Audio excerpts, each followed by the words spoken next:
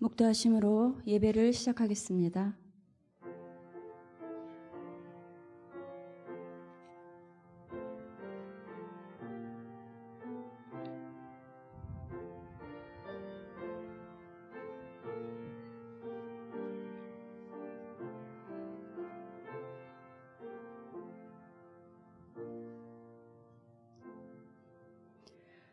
하나님이 세상을 이처럼 사랑하사 독생자를 주셨으니 이는 그를 믿는 자마다 멸망하지 않고 영생을 얻게 하려 하심이라. 아멘.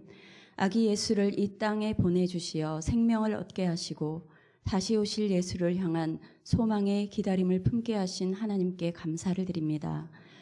때마다 부어주시는 말씀과 예배를 통해 하나님께 나아가오니 우리에게는 은혜를 베푸시고 하나님 아버지 홀로 영광 받아 주옵소서.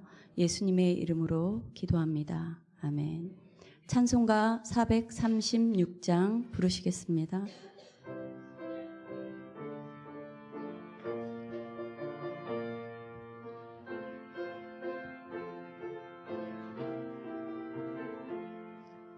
나 이제 주님의 새 생명 얻은 몸, 옛 것은 지나고 새 사람이로다. 그 생명 내 맘에 강같이 흐르고 그 사랑 내게서 해같이 빛난다. 영생을 누리며 주 안에 살리라. 오늘도 내일도 주 함께 살리라. 주 안에 감추인 새 생명 얻으니 이전에 좋던 것 이제는 값없다. 하늘의 은혜와 평화를 맛보니 찬송과 기도로 주 함께 살리라. 영생을 누리며 주 안에 살리라. 오늘도 내일도 주 함께 살리라. 산천도 초목도 새 것이 되었고 죄인도 원수도 친구로 변한다. 새 생명 얻은 자 영생을 누리니 주님을 모신 마 새 하늘이로다. 영생을 누리며 주 안에 살리라. 오늘도 내일도 주 함께 살리라. 주 따라가는 길 험하고 멀어도 찬송을 부르며 뒤따라가리라. 나 주를 모시고 영원히 살리라. 날마다 섬기며 주 함께 살리라. 영생을 누리며 주 안에 살리라. 오늘도 내일도 주 함께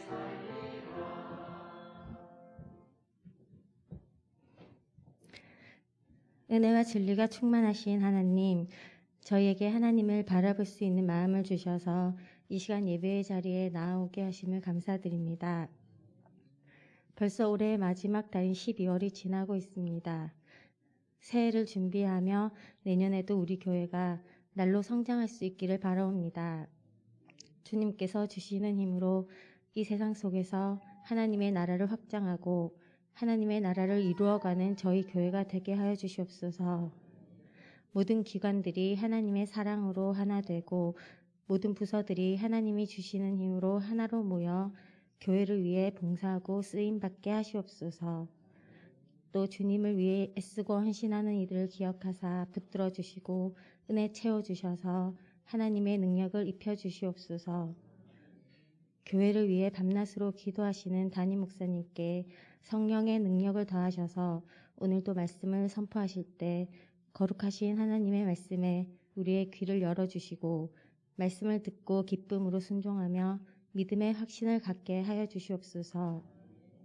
저희 1-5구역이 준비한 찬양과 예배를 기쁘게 받아주시옵고 저희 구역이 교제와 나눔의 은혜가 있고 성장하며 봉사하는 구역이 될 수 있도록 은혜 베풀어 주시옵소서. 예배를 통해 주님 홀로 영광 받아주시며 우리 영혼에도 한없는 은혜로 가득히 채워주시길 간절히 원하오며 예수님의 이름으로 기도드립니다. 아멘.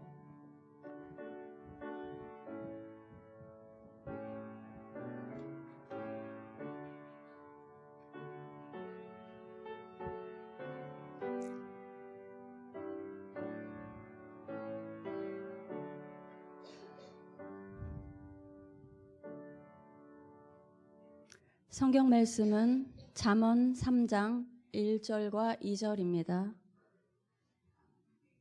구약성경 912쪽입니다. 함께 합독하시겠습니다. 내 아들아, 나의 법을 잊어버리지 말고 내 마음으로 나의 명령을 지키라.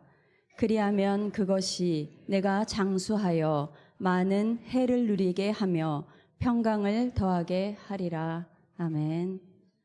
1-5구역 소개와 특송이 있겠습니다.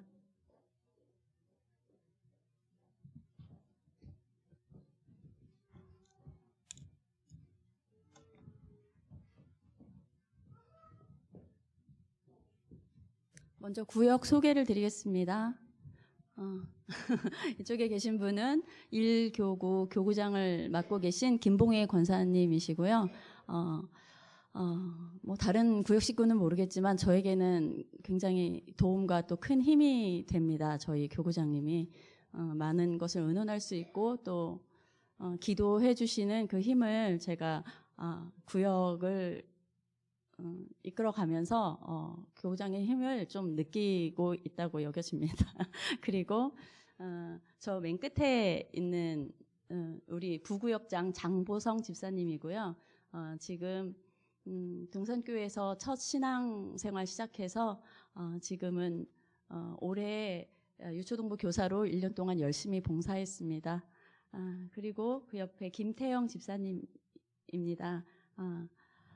직장생활 하면서도 예배에 저희가 목요일마다 예배를 드리는데요. 그 예배 시간 내어주고 또 특별히 할애해 주는 것을 느낍니다. 그래서 함께 모여서 기쁘게 예배에 참여해줘서 너무 감사하고 있습니다.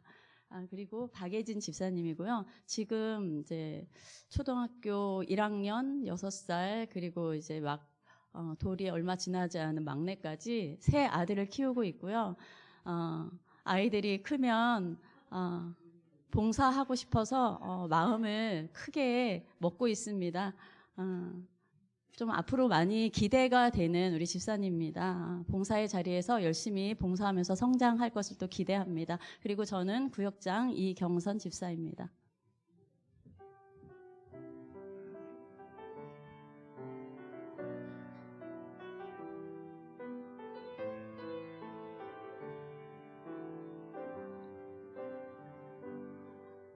날이 저물어 갈 때 빈들에서 걸을 때 그때가 하나님의 때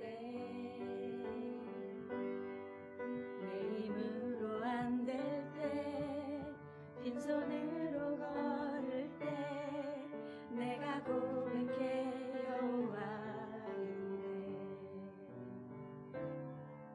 우리 모인 이곳에 주님 함께 계시네 느리네 아버지 은혜 적은 떡과 물고기 내 모든 걸 드릴 때 모두 고백해 여호와 이래 주가 일하시네 주가 일하시네 주께 아끼지 않는 자에게 주가 일하시네 주가 일하시네 주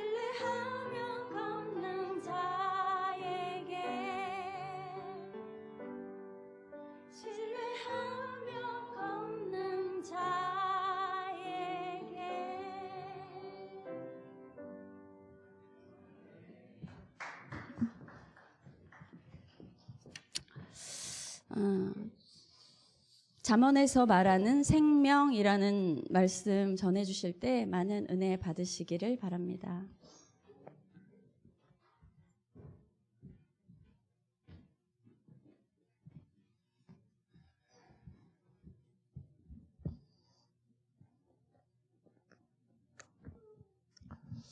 자, 우리 잠언서 내용은 이제 오늘까지를 일단 보고요. 다음 수요일에는 이제 전도서 내용을 좀 보겠는데,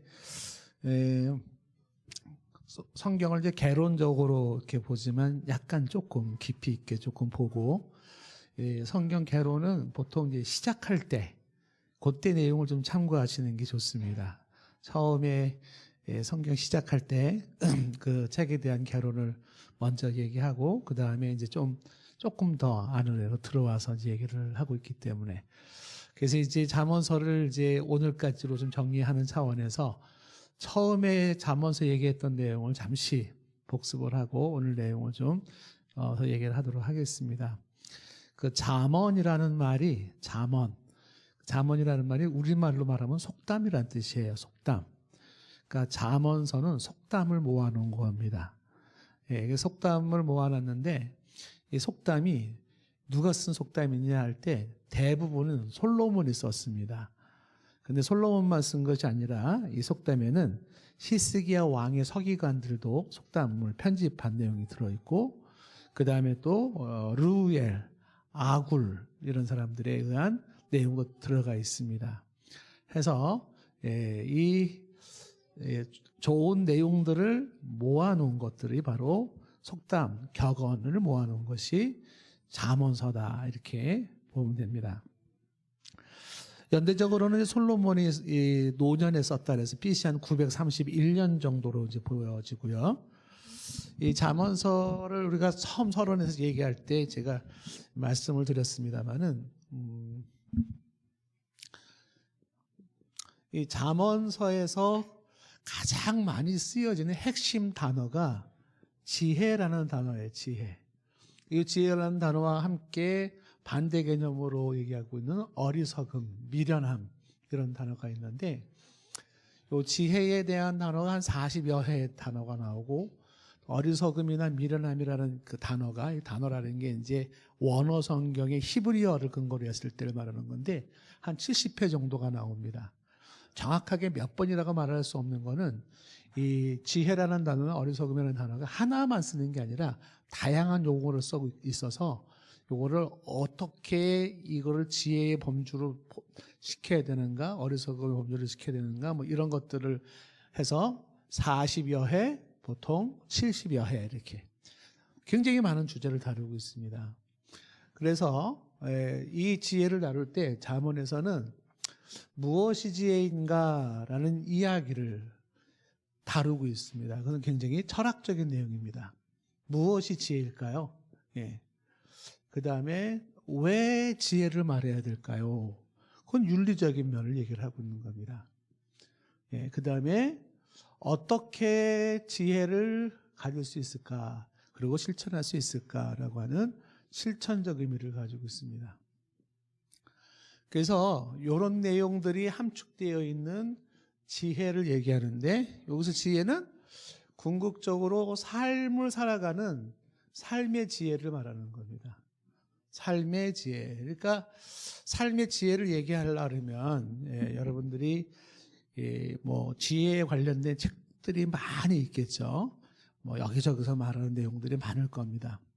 삶의 지침서 혹은 삶의 지혜라고 말할 수 있는 책이 많이 있는데 근데 굳이 이 잠언서를 집중하는 이야기는 요 잠언서는 지혜에 대해서 철학적이고 윤리적이고 실천적인데 요 잠언서에서 말하는 삶의 지혜, 삶의 지침서는 일반 철학서적이나 혹은 일반 윤리서적과는 근본적으로 차이가 있는 지혜예요.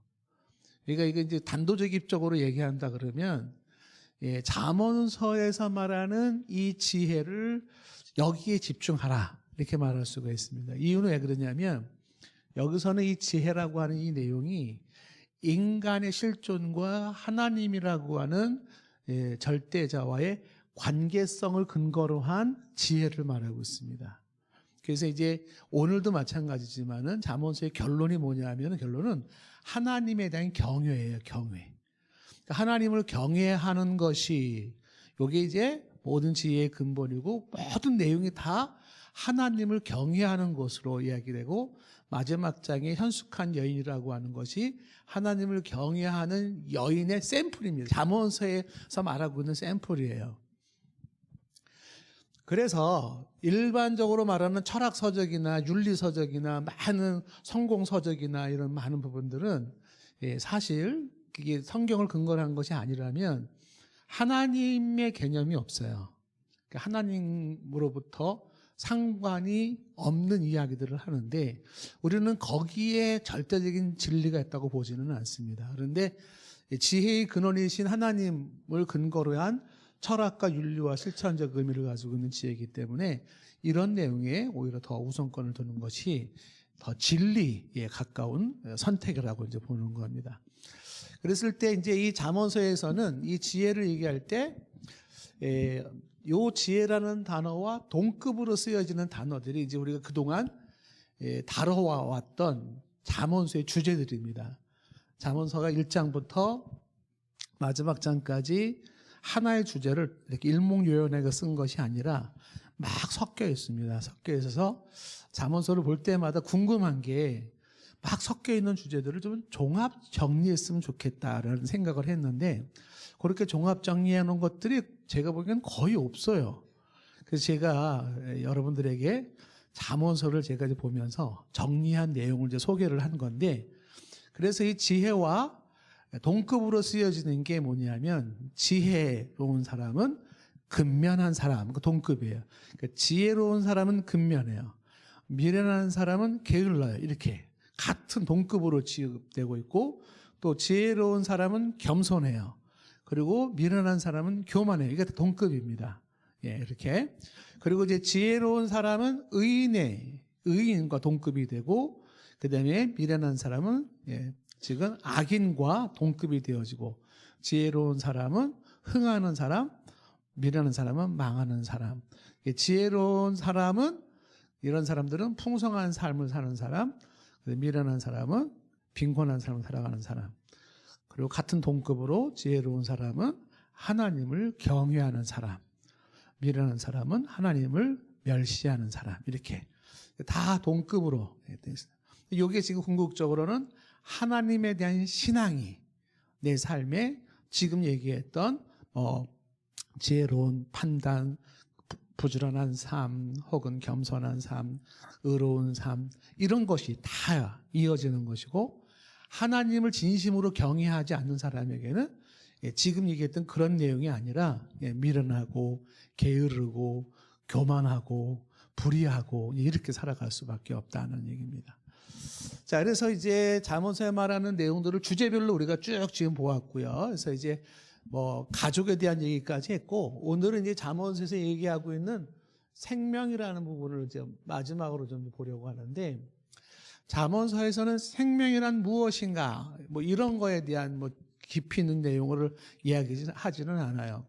슬쩍슬쩍 뉘앙스는 띄고는 있지만 그런데 잠언서에서 생명을 이야기할 때 같이 언급되는 내용들이 있습니다. 그러니까 생명과 함께 무엇을 말하고 있는가를 좀 주목을 해봐야 됩니다. 제가 오늘 새벽에도 말씀하고 차 목사님한테 지금 제 말발음이 정확했냐 물어봤는데 지금 제가 말하는 말 발음이 이렇게 좀 어색하진 않죠. 들을만 하죠. 네. 무지 힘들게 지금 말하고 있어요, 제가. 네, 지금. 입이 상태가 지금 안 좋아가지고 입안이 되게 통증이 많아요, 지금. 그래서 지금 말을 똑바로 이렇게 말하는 게 너무 힘들어요. 그래서 지금 말이 이렇게 약간씩 좀 부정확할 수도 있겠다는 생각이 드는데, 자, 혹시 못 알아들으면 이제 손을 들어도 좋고, 좋습니다. 자, 그러면 이제 잠언서에서 생명이라는 주제를 중심으로 한번 쭉 어떤 내용들이 다뤄지고 있는지를 이제 하나 좀 보면은 첫 번째는 사람이 가지고 있는 욕심이 있어요. 이 욕심과 죽음을 이렇게 연결시켜서 이야기하고 있는 대목을 먼저 보게 됩니다. 잠언서 1장 19절 말씀. 잠언서 1장 19절.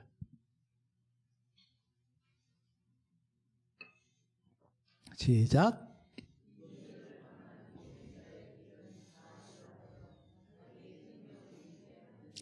이익을 탐하는 모든 자, 욕심이죠. 욕심이 있는 사람은 생명을 잃게 된다.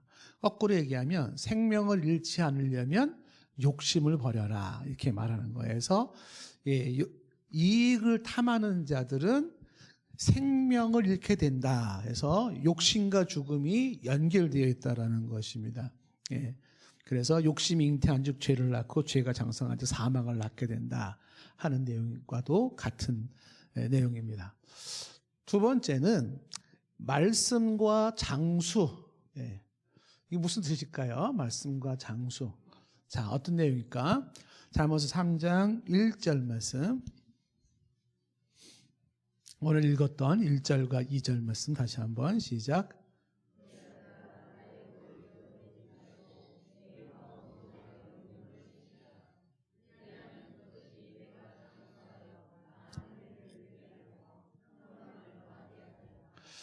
나의 법을 잊어버리지 말고 내 마음으로 나의 명령을 지키라. 여기 나의 법, 나의 명령이라는 게 말씀이에요. 그 말씀을 잊지 마라. 말씀을 지켜라.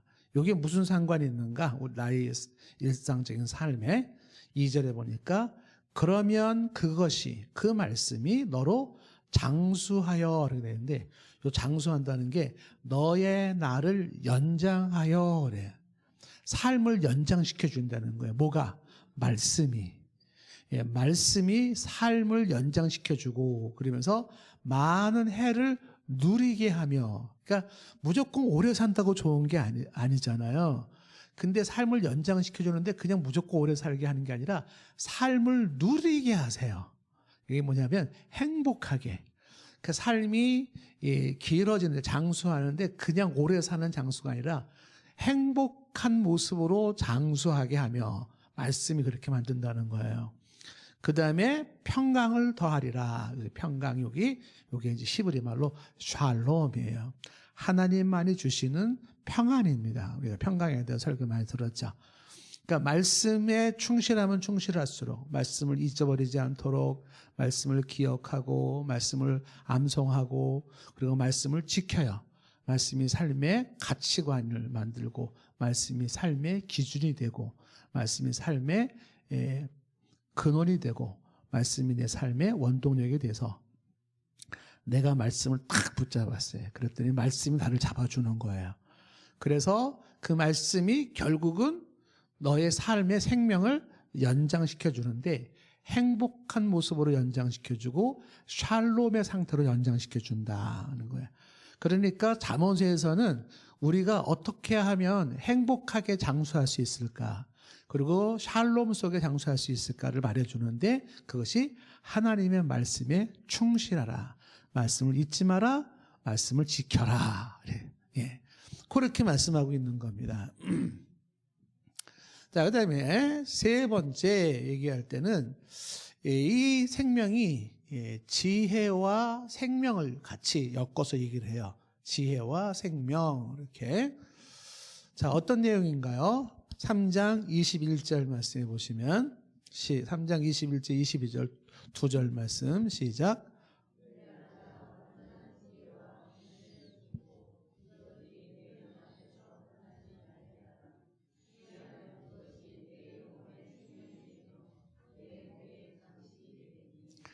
자, 여기 내 아들아 라고 말하면서 내 아들아, 보통 이 잠언서의 수신자는 이제 지혜자, 솔로몬의 아들들 혹은 솔로몬의 신복들 이렇게 보통 두고 말하는데, 이제 하나님의 자녀들에게 하는 말이라고도 보면 되겠죠. 완전한 지혜라는, 지혜가 wisdom이고 근신이라는 게 이제 understanding인데, 잠언서에서 근신이라는 말이 분별력, understanding이 분별력이에요. 그러니까 지혜와 분별력을 지키고, 그러니까 좀 전에 말했던 이제 얘기와 연결될 수도 있는데 지혜를 가지고 이 지혜는 진정한 지혜는 요거는 하나님과의 관계에서 하나님으로부터 주어지는 지혜예요. 그런 지혜를 가지고 지혜로 분별력을 가져요. 옳고 그름과 우선과 나중을 분별하게 하면 그렇게 되면 22절에 그것이 내 영혼의 생명이 되며 이렇게 돼 있어요. 영혼의 생명이 된다는 걸 다른 번역 성경을 보면은 표준 세번역 성경에 뭐라고 되어 있냐면 내 영혼에 생기를 불어넣어 주며 이렇게 되어 있어요. 그러니까 내 영혼에 생기가 살아요. 막 생기롭게 막 축축 처지는 그런 영혼이 아니라 파이팅하고 막 역동적이고 신바람 나는 그런 살아있는 영혼 상태를 만들어준다. 그것이 내 영혼의 생명이 된다라는 겁니다. 뭐가? 지혜와 근신을 지키면. 그러니까 잠언서에서 말하는 지혜, 성경에서 말하는 지혜를 요 지혜를 열심히 배우면 그것이 내게 생기를 불어넣어 준다. 내 영혼의 생기를 불어넣어 준다. 여러분들은 이제 이거를 경험적으로 아시는 분들은 계세요. 아, 내가 말씀에 흠뻑 젖었더니 그 말씀으로 인해서 내 영혼이 막 비온 이후에 막 그 파란 풀들이 막 솟아나는 것 같이 내 영혼이 막 살아나는 것을 느끼시는 분들이 계실 겁니다. 그런데 내 삶에 말씀이 들어오지 않으면 말씀이 없는 내 영혼의 상태는 먼지 나는 퍽퍽하고 메말라 있는 참 힘든 영혼 상태가 되거든요. 생기가 돌지를 않죠. 그 경험적으로도 알 수가 있습니다. 그래서 지금 지혜와 이 분별력이 바로 생명이 된다. 생기를 불어넣어 준다. 자, 같은 맥락에서 잠언서 9장 6절 말씀 보실까요? 잠언서 9장 6절. 잠언서 9장 6절.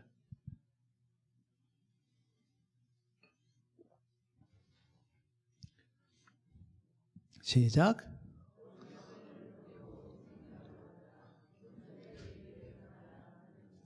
여기 어리석음을 버리고 생명을 얻어야 이렇게 되어 있는데 여기 사실은 문장이 딱 나눠져야 돼요. 어리석음을 버려라. 그러면 생명을 얻으리라. 이런 거예요. 그러니까 어리석음을 버리면 다시 말하면 지혜를 얻으면 생명을 얻는다. 그래서 지혜와 생명은 같이 연결되어 있다라는 내용입니다. 지혜로운 사람일수록 어떻게 해요? 생명을 얻는다. 생기를 얻는다. 생명력이 강해진다라는 것이에요. 그런데 지혜를 얻지를 못한다. 하나님이 주시는 지혜를 가지지 못하면은 생명이 이루어지는 거예요. 생명력이 약해지는 겁니다. 잠언서 9장 11절에도 뭐라고 되어 있나요? 9장 11절 시작.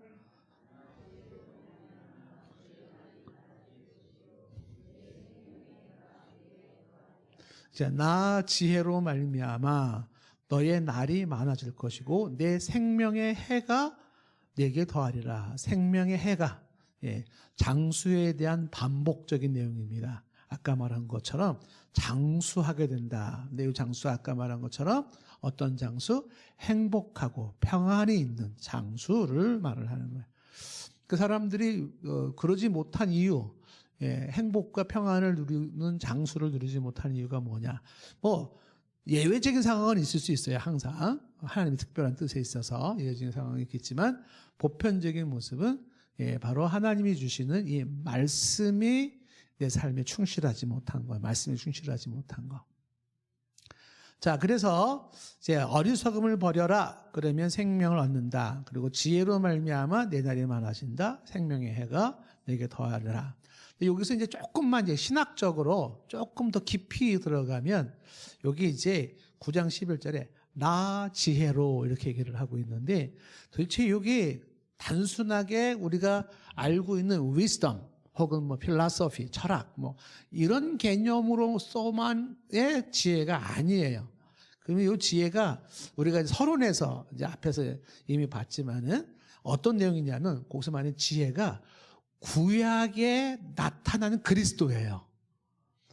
지금 구약에서 지혜를 얘기해요. 특히 잠언에서 지혜를 말할 때는 그 구약에서 잠언서의 지혜는 누구를 암시하고 있냐면 그게 오실 메시아 그리스도를 말해주고 있어요. 그 내용이 이제 여러분들 집에 가서 한번 찬찬히 읽어보시면 되는데 특히 잠언서 8장의 내용이 그 내용이에요. 이거는 우리가 지난번에 한 번도 보았지만 자 8장에서 두 절만 한번 볼게요. 8장 35절 말씀해 보시면 8장 35절에 보면은 대저 나를 얻는 자는 그래서 나를이라고 하는 것은 바로 그 지혜이기도 하고 그리스도를 말해요. 그래서 이 지혜를 인칭대명사로 씁니다. 그리고 그라는 그분이라고 얘기도 그것이 아니에요. 8장 전체에서 말하고 있는 그래서 나를 얻는 자는 이 말은 지혜를 얻는 자 바꿔 말하면 그리스도를 얻는 자 이렇게도 바꿔 말할 수가 있는 거예요. 그래서 나를 얻는 자는 생명을 얻고 이렇게 했죠. 그리스도를 얻는 자는 생명을 얻고 같은 의미가 되어버리는 거예요. 그래서 여호와께 은총을 얻을 것임이라 이렇게 36절에도 그러나 나를 잃는 자는 지혜를 잃는 자는 그리고 같은 의미로 그리스도를 잃는 자는 자기 영혼을 해하는 자라. 나를 미워하는 자는 사망을 사랑하느니라. 사망에 이른다라는 겁니다. 그러니까 궁극적으로 지혜가 그리스도로 연결되는 거예요. 그래서 하나님을 경외하는 게 지식의 근본이고 모든 지혜는 그리스도를 중심으로 그리스도를 통하여 이렇게 우리가 그리스도의 가르침과 그리스도의 삶에 충실하면 충실할수록 가장 완벽한 지혜를 추구하는 것이 돼버려요. 제가 이제 뭐 이렇게 많은 책들을 봤다고 말할 수는 없는데 책들을 보면은 이제 보통 뭐 그 지혜 서적이라든지 뭐 성공에 관련된 책들 이런 것들을 보면은 무엇이 인생에 행복을 주고 가치를 주고 의미를 주고 성공하게 할 것이냐라고 하는 그런 내용들이 책들마다 조금씩 막 바뀌어가요. 포인트나 강조점이 바뀌어집니다. 근데 그 바뀌어지는데 결국은 그 바뀌어지는 내용이 어디에서 결론으로 가냐면 성경에서 말한 내용으로 가버려요. 그 여러분들이 다른 거 막 여기저기 돌아다니다가 성경으로 돌아오는 건 돌아서 오는 거고 바로 성경에 충실한 것은 일반인들이 터득하고 깨달았던 모든 지혜의 가장 정점을 바로 질러가는 거다 이렇게 보면 되는 거죠. 그래서 예수 그리스도의 가르침을 귀담아 듣고 그 가르침에 충실한 것은 가장 확실한 지혜의 삶, 진리의 삶을 추구하는 거예요. 이게 정말 맞는 얘기인지 틀리는 말인지는 이제 경험적으로 여러분들이 이제 한번 확인을 하셔야 될 겁니다만은 잠언서에서는 이제 그 지혜라고 하는 말이 바로 그리스도와 같은 말이기도 한데 결국은 이 지혜가 생명을 준다 이렇게 말하는 거예요. 지혜가 생명을 준다. 지혜를 잃으면 죽음이 온다 이렇게 말하는데 결국 그리스도를 얻음으로 생명을 얻는다는 말과 같은 그거를 암시하고 그것을 예언하고 있는 지혜라고 보면 돼요. 자, 잠언서 15장 24절 말씀도 보면 잠언서 15장 24절. 자, 이게 무슨 내용일까? 한번 읽으면서 무슨 뜻인지 한번 여러분 헤아려 보십시오. 15장 24절 시작.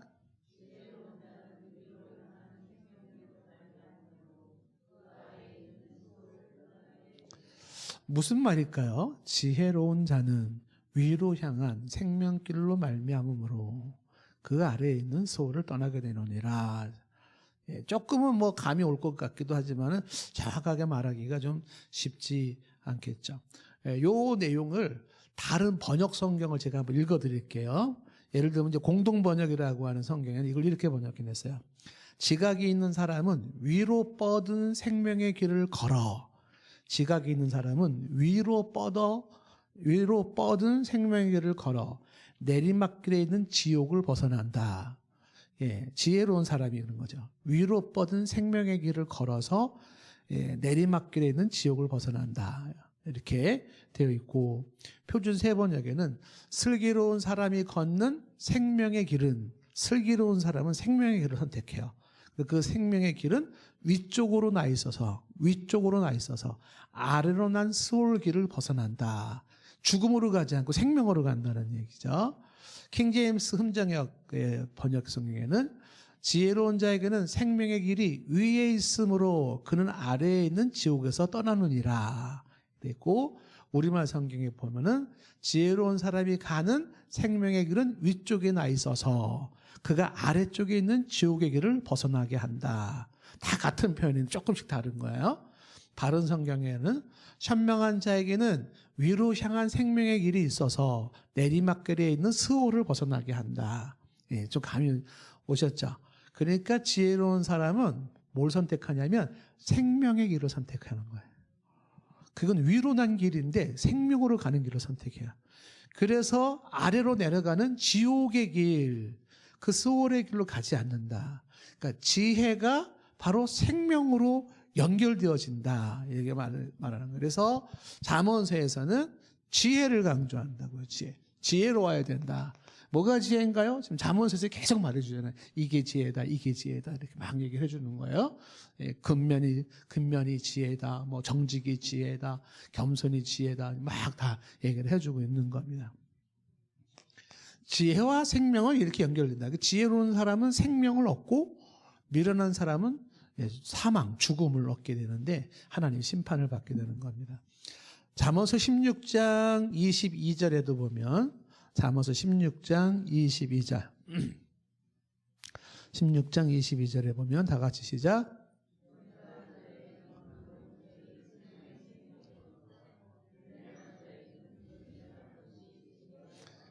여기 이제 명철이라는 게 요거 아까 말했던 understanding인데 여기서 분별력입니다. 지혜와 명철은 같이 쌍둥이처럼 다니는 거거든요. 그래서 이 명철이 생명의 샘이 된다. 이렇게 생명의 샘. 예, 그래서 이 지혜로움이 생명을 얻게 하고 미련한 자는 징계를 받게 된다. 자, 그래서 잠언서에서는 생명을 얘기할 때 뭘 얘기하고 있냐면 바로 생명은 지혜와 연결이 되어 있어서 지혜로운 자가 생명을 얻게 되는 것이다. 여러분들이 교회에서 말씀을 듣고 말씀을 배우는 거는 아까 말했던 하나님이 주시는 지혜를 직접 여러분들이 지금 접하고 있는 거예요.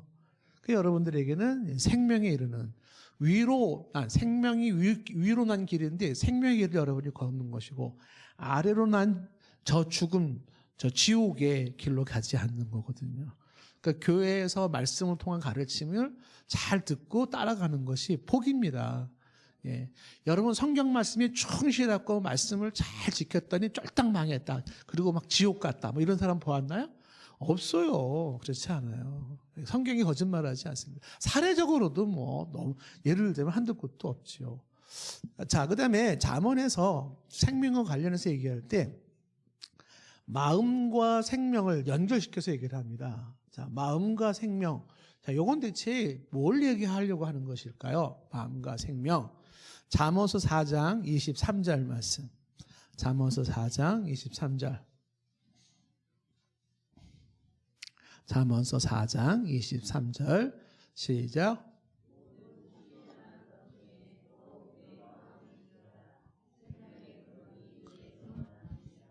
자, 무슨 얘기냐면, 마음은 쓸게요. 여기다가 마음은 생명의 근원이다. 이렇게. 마음이 생명의 근원이다. 이렇게 얘기를 하고 있습니다.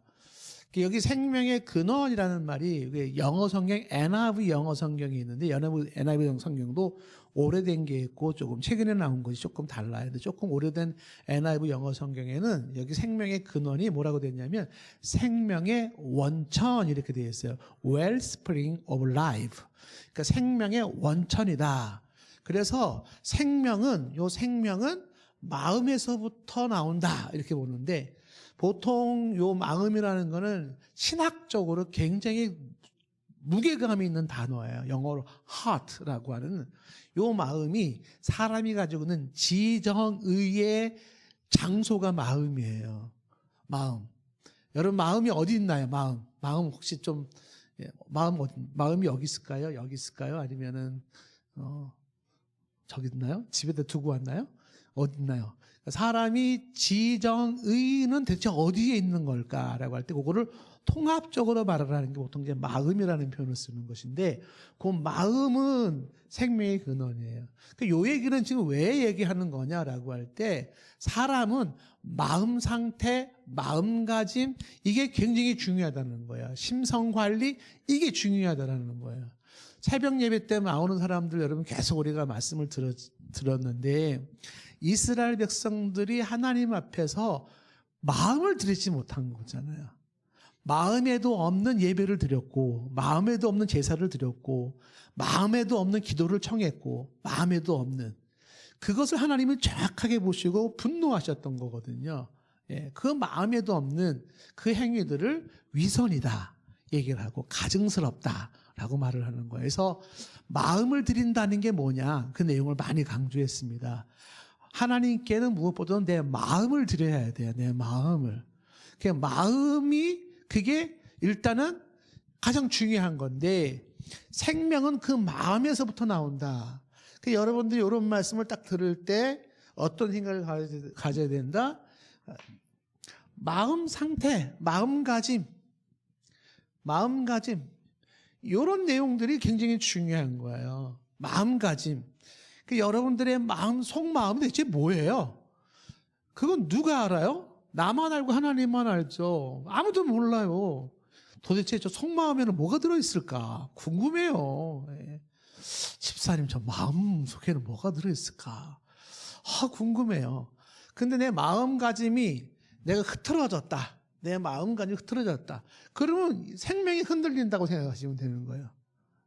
내 마음 상태가 좋지가 않다. 그럼 이게 지금 좋지 않은 거예요. 그래서 우리가 성경에서 우리가 계속 강조했던 내용이거든요.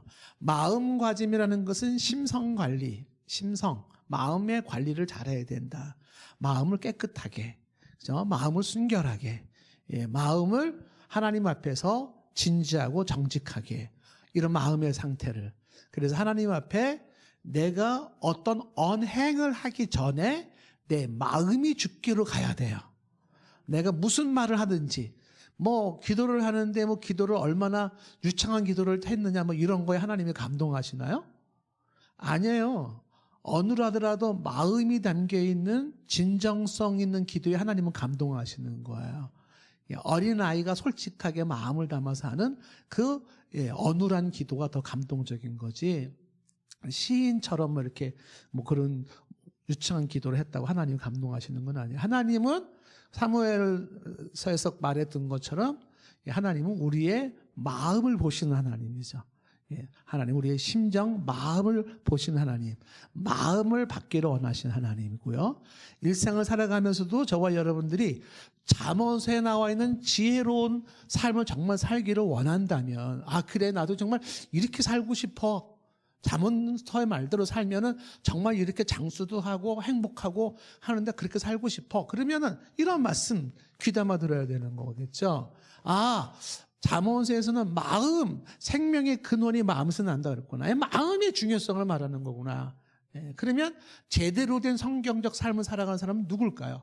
자기 마음 관리를 하는 사람이에요. 마음을 방치하는 게 아니라 마음을 잘 다듬어서 내 마음은 옥토 같은 마음을 만드는 것이고요. 마음이 정원이에요. 정원을 가꾸듯이 마음을 가꿔서 내 마음 속에 추한 것, 더러운 것, 안 좋은 것을 다 자꾸 청소해요. 털어버려, 자꾸만. 털어버리고 내 마음의 꽃같이 아름다운 것들로 가득가득 채우는 거예요. 가득가득 채우는 거예요.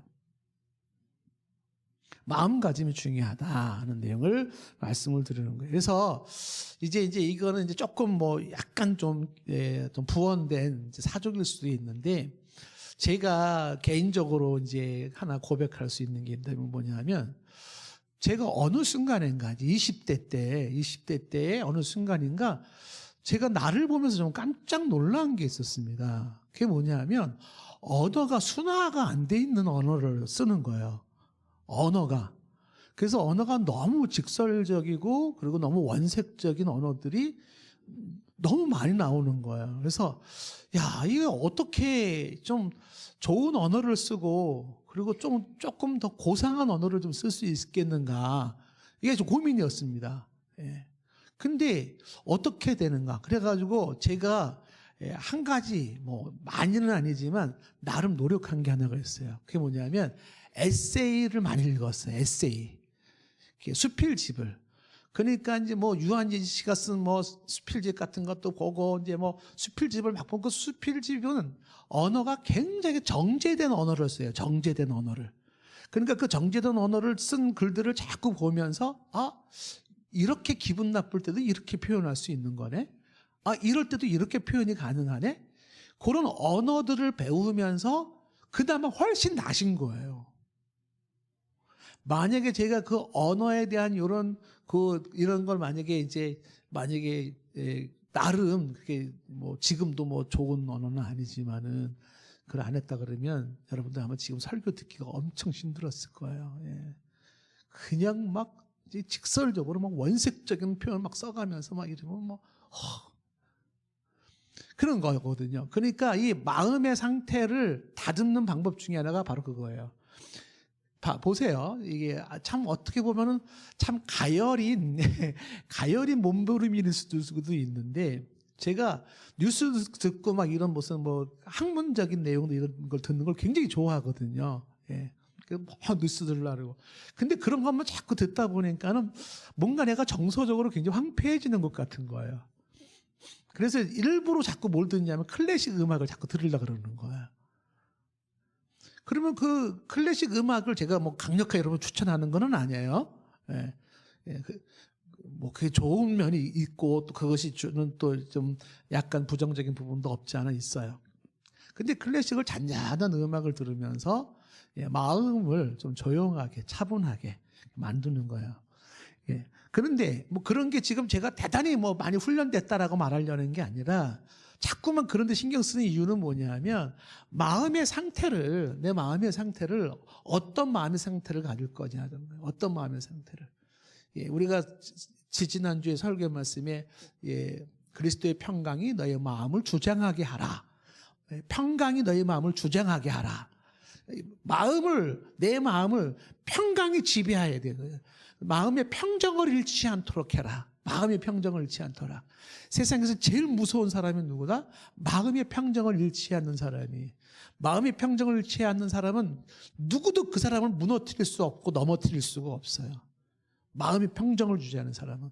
그러니까 마음의 평정을 유지하는 것은 마음 관리거든요. 그 마음 관리를 해라. 그러니까 불교에서는 사실상의 다른 기독교랑 공통적인 점이 있다면 그런 거겠죠. 마음 상태를 강조하는 것.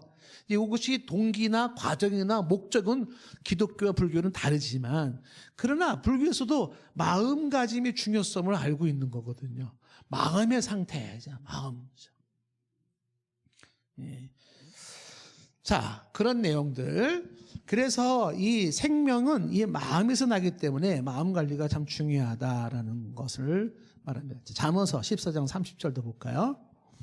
잠언서 14장 30절.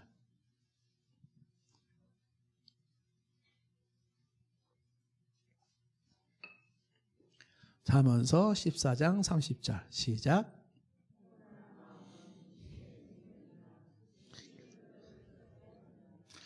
평온한 마음은 육신의 생명이에요.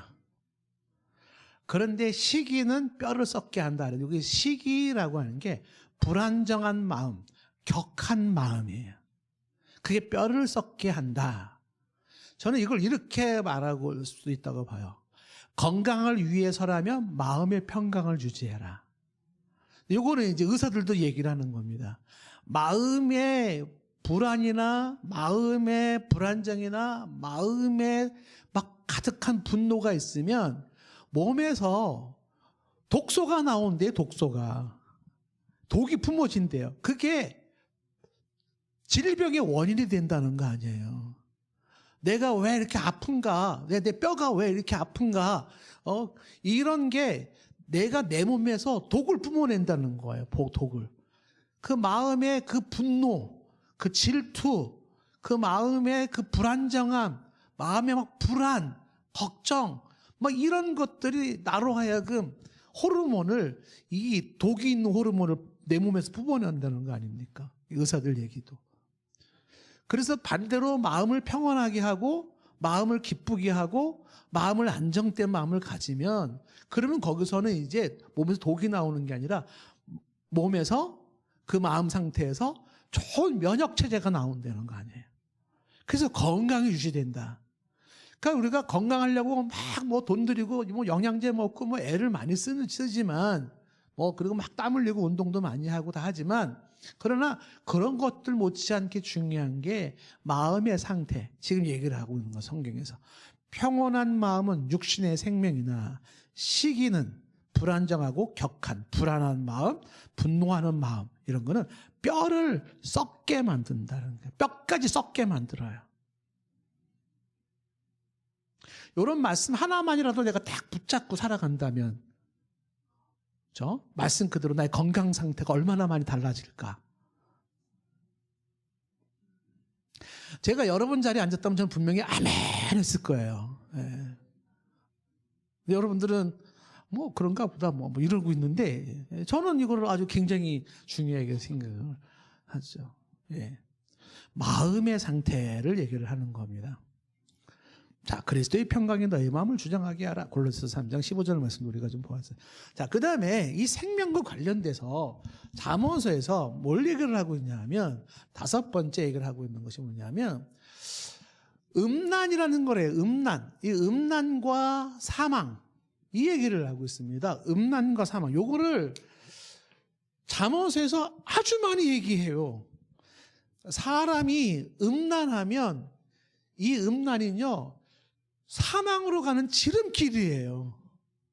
잠언서에서 이걸 많이 강조하는 겁니다. 그러니까 사람이 음란하지만 않아도 생명을 누릴 수가 있어요.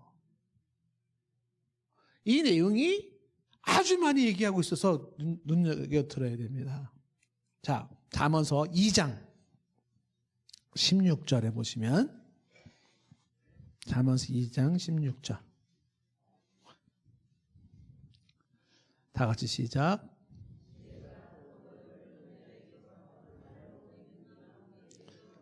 그렇죠. 지혜가 구해줄 거예요. 음녀. 말로 호리는 이방 계집. 말로, 그럴듯한 말로. 오빠, 뭐 이러는 네.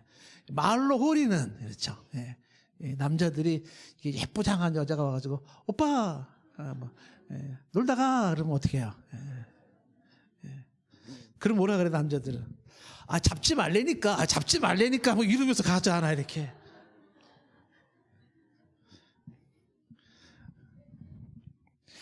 말로 호리는 이방 계집이 있어요. 근데 그거를 지혜가 잡아주는데 17절 말씀에 그는 그 음녀에 빠진 자는 젊은 시절에 파트너 자기 와이프를 버리고 하나님의 언약을 잊어버리게 되는데 이런 사람들이 18절에 보니까 그 집이 사망으로 가요. 그리고 그의 길은 스올 지옥으로 기울어지는데 19절에 누구든지 그에게로 가는 자는 돌아오지 못하고 생명길을 얻지 못해요. 그러니까 사람이 생명을 잃어버리는 가장 무서운 구체적인 것이 음란이에요. 그 음란이죠. 예. 근데 뭐 이 음란은 뭐 남성들에게 해당되는 건 아니에요. 여성들도 마찬가지잖아요. 예. 남성분들이 오빠에 약하다면 여성분들은 뭐에 약하죠? 없나요? 없으면 넘어갑시다, 그냥. 자, 그 다음에 잠언서 7장 25절에도 보시면 7장 25절. 이게 제가 이제 이걸 왜 강조를 하냐면 이런 거는 설교하기가 좀 쑥스럽기도 하잖아요. 근데 결코 이거는 그냥 덮고 넘어갈 문제는 아니에요. 이 사람이 이제 요 내용은 계속 보겠지만은 저가 가지고 있는 지론 중에 하나가 뭐냐면 그 사람이 가지고 있는 의식 세계가 있어요. 의식. 근데 이거 어떤 의식을 가지고 살아가느냐라고 하는 그것이 그 사람의 삶에서 선택과 거부를 결정하게 되고 그 다음에 판단을 결정하게 만드는데 예를 들어서 여러분들이 막 이 음란에 대한 이야기들을 성경적으로 이거를 많이 듣고 많이 보고 이 의식이 이 부분에 대해서 딱 정확하게 딱 잡혔다. 그러면은 그나마 훨씬 음란을 피할 수가 있어요. 그나마.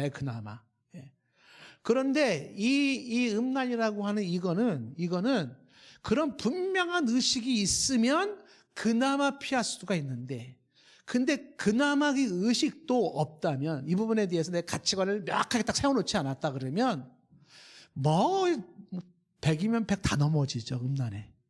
안 넘어지는 사람은 정상이 아니에요. 그 사람 병원 가서 진찰 받아봐야 돼요. 유혹을 타받게 되어 있습니다. 그나마 분명한 의식을 가진 사람들은 그나마 피하는 거죠. 이거를 피하는 거. 음란할 수 있는 상황, 음란할 수 있는 생각, 음란할 수 있는 거, 눈으로 보는 거, 귀로 듣는 거, 장소, 사람, 이런 거를 거리를 두기 시작을 하는 거거든요. 그래서 이런 성경에서 이런 얘기를 할 때 자꾸 들어야 돼요. 그러면서 이 부분에 대해서 내가 이런 분명한 자세를 가져야지, 이렇게 해야 됩니다. 그러니까 젊은이들이 이제 이런 것들이 안 돼 있다. 뭐 젊은이들뿐만은 아니에요. 뭐 나이 들어도 마찬가지예요. 나이 들어도 예외는 아닙니다. 근데 이게 무너져 나가는 거란 말이에요. 이런 게 의식이 분명치 않으면. 자, 음란은 사망의 길인데, 자, 잠언서 7장 25절 말씀에도 뭐라고 되어 있냐면, 잠언서 7장 25절 시작.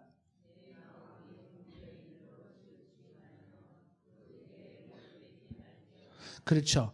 마음이 음녀의 길로 치우치지 말고 그 길에 미혹되지 말라. 여기서도 지금 강조하는 게 마음의 음녀의 길로 치우치지 않게. 마음 얘기가 같이 나왔어요. 요 마음 얘기와 음녀를 이제 같이 얘기를 하고 있는데, 무슨 얘기냐 하면은 이 마음이 음녀의 길로 치우치지 말라는 것은 마음을 빼앗기지 마라. 그곳에 마음을 빼앗기지 마라. 그곳에 일말의 여지를 두지 마라. 그곳에 확실하게 거리를 둬라라는 거거든요. 하루라는 거예요. 이것이 여러분들이나 저나 뭐 똑같이 분명하게 딱 잡히지 않으면, 내 마음에서부터 무너지면 어떻게 된다?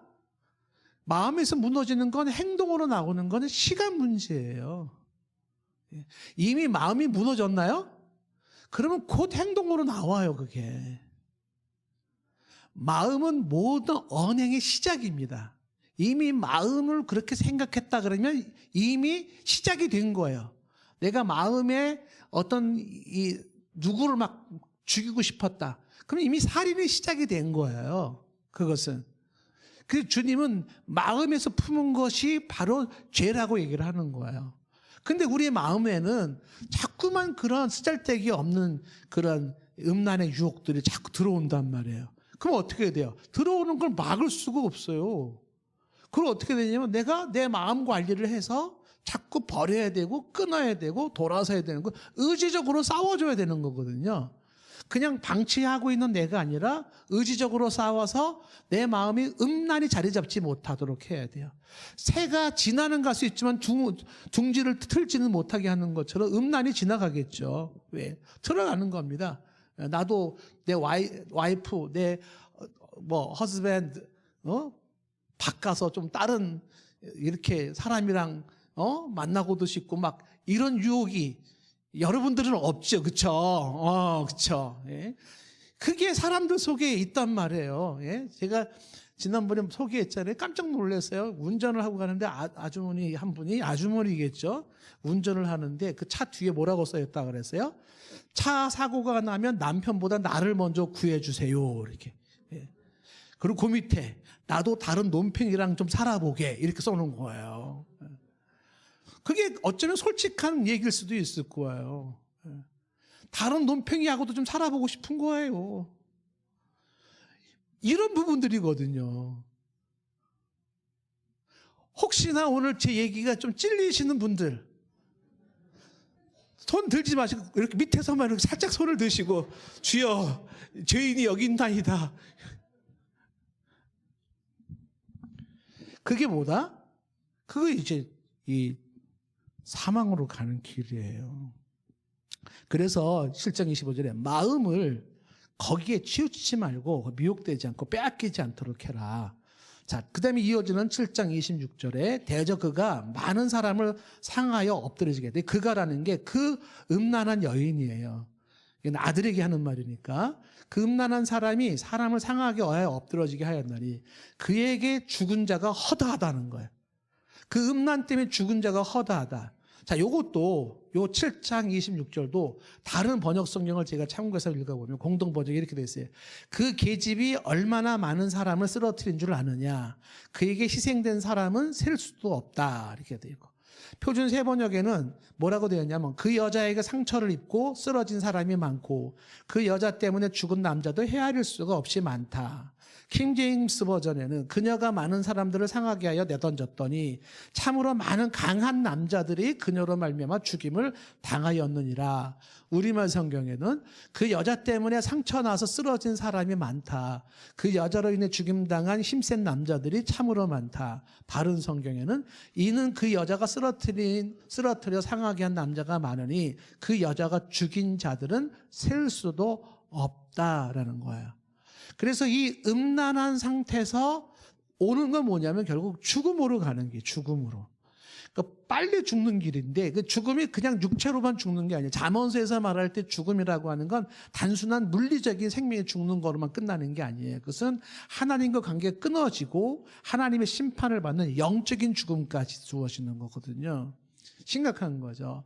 그래서 이어지는 잠언서 7장 27절에는 그의 집은 바로 그 음란에 치우친 사람의 집은 스올의 길이에요. 스올의 길. 지옥의 길이에요. 지옥의 길. 지옥으로 가는 길이 음란입니다. 사망의 방으로 내려가요. 사망의 방. 근데 여기 그 집은 스올의 길이라고 하는 것이 영어 성경에 NIV 성경에 뭐라고 되어 있냐면 그 집은 그 죽음으로 가는 고속도로다 이렇게 되어 있어요. Highway to the grave. 그러니까 이 죽음으로 내려가는 고속도로예요. 음란은 속히 하나님 앞에서 심판받고 지옥으로 가는 지름길, 고속도로를 달려가는 거예요. 그래서 성경은 계속 음란을 피하라고 말하는 거예요. 음란은 피해야 되는 거예요. 피하는 게 수입니다. 그거는 뭐 같이 맞짱 떠가지고 이기는 게 아니라 피해야 되는 거야. 음란할 수 있는 곳을 피해라는 거야. 피해라. 예. 자, 잠언서 7장 22절 말씀에도 보시면 이렇게 되어 있어요. 22, 23절 다 같이 시작. 여기서 그를 따랐다는 게 음료를 따라간 거야, 젊은이가. 그랬더니 뭐와 같다고요? 소가 도수장으로 가는 것 같아요. 음료를 따라가는 게. 그때 뭐라고 그랬어요? 미련한 자가 벌을 받으려고 쇠사슬에 매이러 가는 것 같다. 그러면서 이어지는 23절에는 필경은 화살이 그 간을 뚫어요. 간을. 그 음란은 간을 뚫게 만들어요. 그래서 새가 빨리 그물로 들어가되 그의 생명을 잃어버린 줄을 알지 못한 것 같으니라. 그래서 계속적으로 얘기하는 것, 잠언에서 강조하는 것은 생명과 관련돼서 음란을 피해라. 음란이 금방 사람을 죽게 만든다라는 거야. 예. 지금 여러분 우리 모두가 다 건강한 사람일지인데 이건 살아있는 이건 숙제고 도전인 것이에요. 이 부분이 나는 이 부분은 뭐 해당이 안 돼요. 뭐 그런 걱정하지 마세요. 이런 눈빛으로 저를 보지 마세요. 그런 분들은 병원 가서 진찰 받아봐야 돼요. 건강상 이상이 있어요. 이상이 없는 사람은 어떻게 다 이런 부분에 대한 문제성을 가지고 있다는 유혹이 있다라고 하는 것입니다. 그래서 이런 것들은 아예 사전에 마음에서부터 그런 것들이 끌리지 않도록는 그런 마음이 들어오는 건 어쩔 수가 없어요. 들 때 내 마음에서 하나님 이건 아닙니다. 이러면 안 됩니다. 라고 정리를 해야 된다. 근데 요거를 사람들이 지금 분명한 의식을 가지지 못하면 어떻게 되어 있냐면 사람들이 이렇게 아주 못된 사람들이 이런 게 있는 거예요. 음란해지고 싶은 거야. 이걸 즐기고 싶은 거예요. 근데 맨정신으로는 못해. 그러니까 어떻게 해요? 이미 마음은 음란하고 싶고 맨정신으로 안 되니까 술을 먹는 거죠. 술 기운에 약을 해요. 약 기운에 요거를 빙자해가지고서 이 음란을 즐기는단 말이에요. 이런 사람들은 뭐냐면 이미 마음에서 무너진 거예요. 예. 그리고 그런 환경을 만드는 거거든요. 예. 우리 동산교회가 시흥동에서 아주 좋은 일을 한 게 있죠. 동산교회 우리 딱 세워가지고 앞에 피플 카페에 딱 세워져가지고 20m 도로에 술집이 사라지기 시작한 거. 저는 사람 만날 때마다 자랑하고 다녀요. 제가 여기 동산교회 딱 왔을 때 요 20m 도로에 쫙 그 술집들. 예. 아들이랑 얘기하려는데 얘기할 장소가 없었어요. 20m 도로에. 어디 가서 앉아가지고 얘기할 곳이 없더라고요. 아니 어떻게 좀 이렇게 좀 차분하게 자녀들과 함께 대화할 수 있는 공간이 없어요. 그래서 과감하게 피플 카페 저거 1억 들어서 한 거예요. 그걸 딱 만들어 놓으면서 거리가 밝아지기 시작했잖아요. 쫙. 거리가 밝아지기 시작하면서 20m 도로에 이제 카페들도 생기기 시작하고 술집이 사라지기 시작합니다. 자, 잠언서에서 말하고 있는 이 생명에 대해서 한 9가지를 얘기해야 되는데 5가지만 얘기를 했습니다. 천상 또 뒤에 건 다음 주에 좀 이어서 더 좀 보도록 해야 되겠네요. 다음 주에도 그러면 전도서는 바로 못 들어가겠네요. 찬양 드립시다. 주가 보이신 생명에게.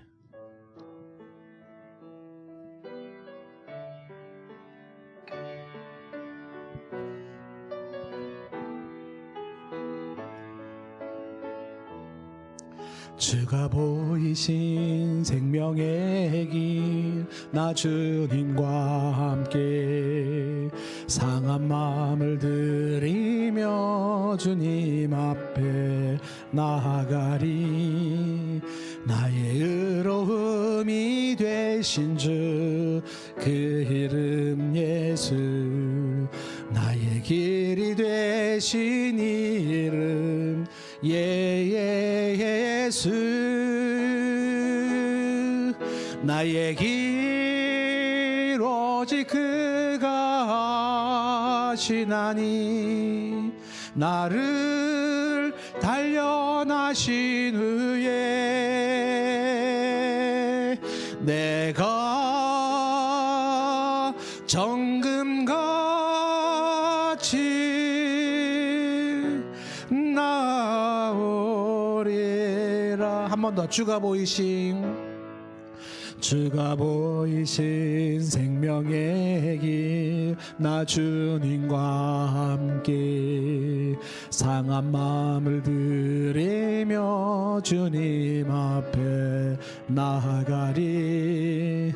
나의 의로움이 되신 주 그 이름 예수, 나의 길이 되신 이름 예수. 나의 길 오직 그가 하시나니, 나를 단련하신 후에 내가 정금같이 나오리. 나의 길 오직 그가 하시나니, 나의 길 오직 그가 하시나니, 나를 단련하신 후에 내가 정금같이 나오리라.